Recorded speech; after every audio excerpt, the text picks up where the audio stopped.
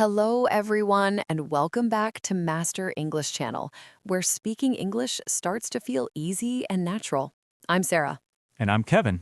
Sarah, something happened to me just last week that really made me realize how important today's topic is. Oh, really? What happened? Well, I saw a car accident right near my house, and I wanted to call the police, but I just froze. I felt so nervous about speaking English on the phone. Oh, no, Kevin. That must have been incredibly stressful for you. It was. My mind just went completely blank. I didn't know the right words. I just stood there, feeling worried and useless. You know, you are absolutely not alone. So many people feel exactly that way. Emergencies are stressful enough without the language barrier, right? Exactly. So, what did you end up doing? Well, I took a huge, deep breath and I just made the call. But honestly, I really wish I had practiced what to say before that moment. Yeah, that's what I figured. And that is exactly why we are here together today. Yes, today we are talking about how to talk to the police in English. This is for real emergencies and also for those important non emergency situations. This is such a vital topic. Honestly, everyone needs to know this stuff. Absolutely. Whether you're traveling abroad or you live in an English speaking country, these phrases could be a real lifeline. You know what? I feel a little better already just knowing we're going to learn this today. Good. I'm so glad. But hey, before we jump in, can we ask our amazing audience a tiny little favor? Oh, yes, please. If you're learning with us today, and we really hope you are, please hit that subscribe button for the Master English channel. It means the world to us, and a little thumbs up on the like button truly helps us keep making these lessons for you. And you know what? If you have a friend who's learning English, share this video with them. This information could seriously help someone one day. Thank you all so much. All right, let's get into it. Emergency situations.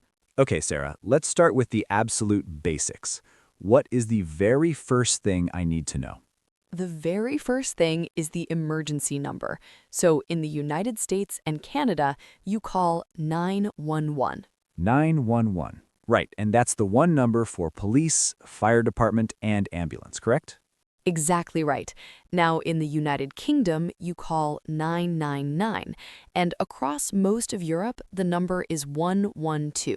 Ah, so different countries have different numbers. Good to know. It is. So, a super important travel tip before you go, just do a quick check for the emergency number of the country you're visiting. That is really smart advice. Okay, so let's say I'm in the US and I call 911. What happens next?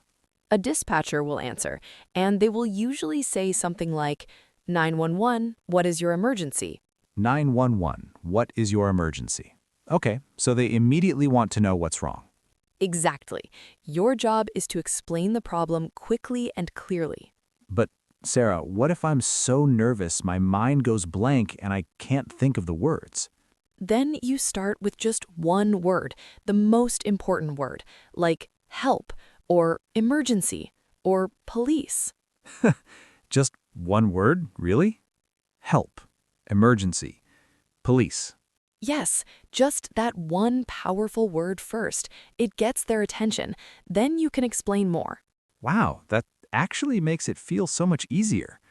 Okay, so I say emergency. Then what do I say after that?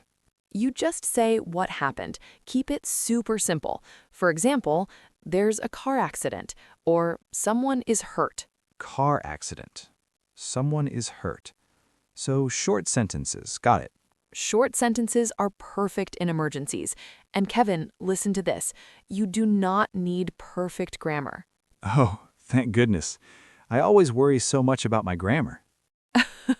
In a real emergency, nobody cares about your grammar. I promise. They only care about helping you. Phew, that is a huge relief. Okay, so what information will they ask me? The most critical thing is your location, where you are. My location. How do I say that in a simple way? You say, I am at, and then give the address or the place name. I am at 123 Main Street. Or I am at Central Park. Perfect. And if you don't know the exact address, no problem. Just describe what you see around you. Ooh, like what? Give me an example. You could say, I'm near the big blue supermarket, or I'm in front of the public library. I'm near the big blue supermarket. I like that. That's helpful. And if you're driving on a highway, look for the mile marker or the exit number, those little signs with numbers. They tell the police exactly where you are. The mile marker. Yes, I've seen those little green signs. That is so smart. Always try to give as much location info as you possibly can. Okay, location is locked in. What else will they ask? They will ask about people. They'll say, is anyone hurt? Or how many people are injured? Is anyone hurt? And injured? That just means hurt, right? That's right. Injured means hurt or wounded. So I could say, yes, one person is injured, or no, nobody is hurt here. Exactly. Just be clear about the number. It helps them send the right kind of help. What if the situation is really dangerous and I feel scared? Then you tell them that. Use your words. Say, I feel unsafe, or the situation is dangerous here. I feel unsafe. That's a very clear, strong phrase. It is. And if someone is being aggressive or violent, you tell the operator that immediately. Aggressive, meaning someone is angry and might want to hurt someone. Yes, aggressive behavior is threatening or violent. So someone here is being aggressive, or I feel threatened. Perfect. The operator needs to know if you are in active danger. What if the situation is really dangerous and I feel scared? Then you tell them that. Use your words. Say, I feel unsafe, or the situation is dangerous here. I feel unsafe. That's a very clear, strong phrase. It is. And if someone is being aggressive or violent, you tell the operator that immediately. Aggressive, meaning someone is angry and might want to hurt someone. Yes, aggressive behavior is threatening or violent. So, someone here is being aggressive, or I feel threatened. Perfect. The operator needs to know if you are in active danger. This is so helpful. Okay, different scenario. What if I need to describe a person to the police? Great question. Start with the basics, the big three: The big three, what are those? height, clothing, and hair color. For example, he is tall, he's wearing a red hoodie, and he has brown hair. He is tall, wearing a red hoodie, brown hair. Okay, that's clear and simple. Yes, simple is best. Don't stress over perfect details. Got it. Now, what if I'm reporting something that already happened, like it's not an emergency right now? Then you would go to a police station. You don't need to call 911 for that. A police station, that's the building where police officers work, right? Exactly. You walk in and you can say, hello, I'd like to report something. I'd like to report something. What does report mean again? To report just means to tell the police about something that happened, to give them official information. So, like giving information about a crime or a problem. Yes, you might report a theft. That's when something is stolen, or a lost item, or something suspicious you saw. Theft, like if someone takes my backpack. Exactly. If someone takes your bag, your wallet, your phone, that's theft. So at the police station, I just walk up and say, I'd like to report a theft, or my wallet was stolen. Perfect. Simple and clear. Then they will ask you questions. The main ones are, when did it happen? Where were you? What was stolen? When, where, and what. I think I can remember those three. You can. Just answer each one as clearly as you can. But what if I don't understand the question they ask me? That's okay.